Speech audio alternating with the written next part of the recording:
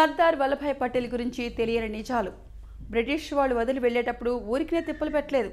దేశాన్ని 550 రాజ్యాలుగా చేసి ఆయా రాజ్యాలకే తమ ఇచ్చిక మీద భారతదేశంలో చేరే అధికారం ఇస్తే దాని ఒక సమస్యగా కాకుండా ఒక అవకాశంగా మార్చుకుని దేశం మొత్తాన్ని కలిపిన మహానాయకుడు సర్దార్ వల్లభాయ్ పటేల్.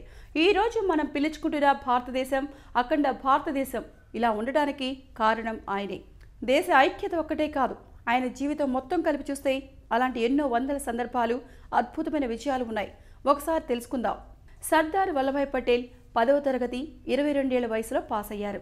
ఆ వయసుకి చాలామంది కాలేజీలో చదువుకొని ఉద్యోగాల వేటలో ఉంటారు. నాదియాడ్, పెట్లాడ్, బోర్సాడ్లోని స్కూళ్లలో ఆయన క్లాసులకు అటెండ్ అయ్యారు. ఇక రెండవది 1917 అహ్మదాబాద్ మున్సిపాలిటీకి మొదటిసారిగా కౌన్సిలర్గా ఎంపికయ్యారు. ఆ తర్వాత దరియాపూర్ సీట్కి పోటీ చేసి ఒకే ఒక్క ఓటు తేడాతో గెలిచారు. 1924లో అహ్మదాబాద్ మున్సిపాలిటీకి ప్రెసిడెంట్గా ఎంపికయ్యారు.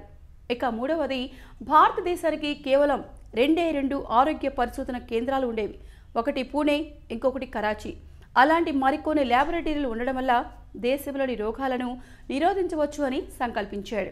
అందుకే దూదేశ్వర్ వాటర్ వర్క్స్ దగ్గరలో షాహీబాగ్ అనే ఊరిలో మరొక పరిశోధనా కేంద్రాన్ని ఏర్పాటు చేశాడు. ఇక నాలుగవది సర్దార్ పైన అహ్మదాబాద్ మున్సిపాలిటీలో అవినీతి కేసు పెట్టిన సందర్భంలో ఆయన జిన్నా సాయంతో 1923లో విజయవంతంగా కేసు గెలిచారు.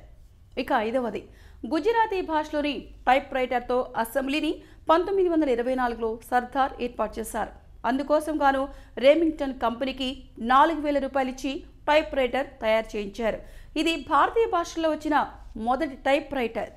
ఇక ఆరవది మహిళలకు అప్పటిదాకా ఓటు వేయడానికి హక్కు ఉండేది కాదు. కారణం 1926లో ఒక 15 ఏళ్ల లైంగిక అనర్హత చట్టం అమల్లో ఉండేది. ఆ చట్టాన్ని అహ్మదాబాద్ మున్సిపాలిటీలో తొలగించారు. ఇక ఏడవది విఎస్ హాస్పిటల్ నిర్మాణానికి కోసం ప్రభుత్వాన్ని 5 లక్షలు కేటాయించమని ఆయన అభ్యర్థన చేశారు. కానీ ఎప్పుడైతే ప్రభుత్వం నిరాకరించిందో మరికొంతమంది సహకారం తీసుకుని 21 ఎకరాల స్థలం కొత్త హాస్పిటల్ని నిర్మించారు. ఇక ఎనిమిదవది తన పేరుని వాడుకునే వాళ్ళు ఎవరైనా ఆయన దూరంగా ఉంచేవారు. ఆఖరికి సొంత కుటుంబ సభ్యులను కూడా.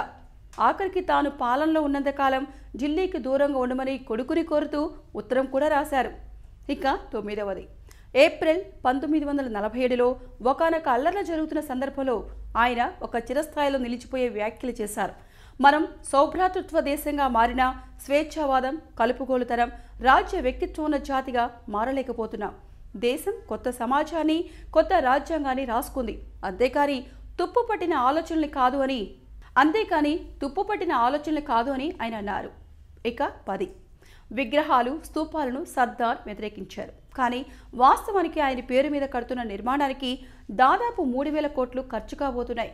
ప్రపంచంలోనే అత్యంత ఎత్తైన మానవ స్తూపంగా ఇది గుర్తింపు పొందబోతోంది. సో ఈ వీడియో కనుక మీకు నచ్చితే లైక్ చేయండి, షేర్ చేయండి, కామెంట్ చేయండి అండ్ సబ్స్క్రైబ్ చేయండి. Please like and subscribe Eagle Andhra.